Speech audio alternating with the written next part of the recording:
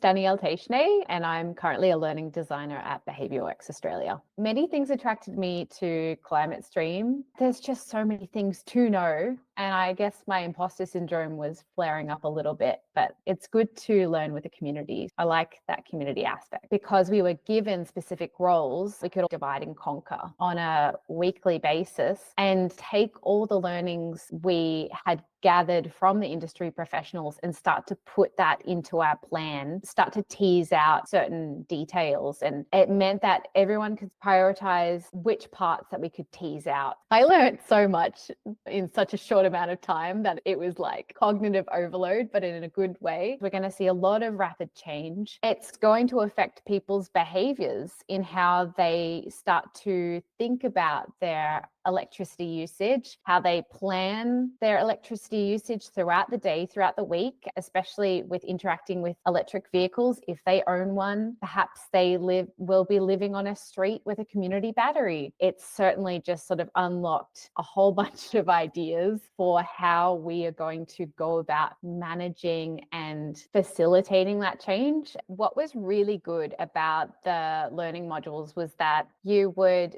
do your own learning within the platform, and then you would speak with the group, speak with industry professionals, and start to take those learnings and actually implement them for building up that plan for the city of Bradfield. It meant that all of the learnings had a reason behind them. We weren't just learning useless content, it was all relevant. I was motivated to learn the content because I knew it would be very useful coming into the industry, so I could ask more complex questions, more nuanced questions, as opposed to if I was just coming in with my base level of knowledge, which was very low. I had no idea how electricity grids worked before. I think it's sort of changed my perspective on looking at these new industries that are expanding because of climate change. It's made me think, okay, well, if there's policy happenings or industry happenings up here, how is that all going to filter down to the household level? And as I mentioned before, that's sort of where my interests lie, how householders, residents, community members will be coping or adapting to these changes. It's really changed my lens. It's broadened my perspective in that sense. My recommendation to future students is you will only get what you put in. So if you're not doing any of the pre-learning, you're not going to be as equipped to ask nuanced for those industry professionals. It's really like anything. What you put in is what you get out. I didn't have a background in grid management, had no idea what grid management was. So you might think to yourself, well, I'm not going to participate in Climate Stream because that is something I would never touch on in my everyday life. My background is in digital learning and learning design, but now as a budding behavioral practitioner, I've had to think more systematically about where we're going as a country, as a world. This is the direction everybody's going to be moving towards. So the question is, how do you want to play a part in that? Do you want to play a part in that? Climate Stream can get you surrounded by other like-minded individuals. The world's your oyster.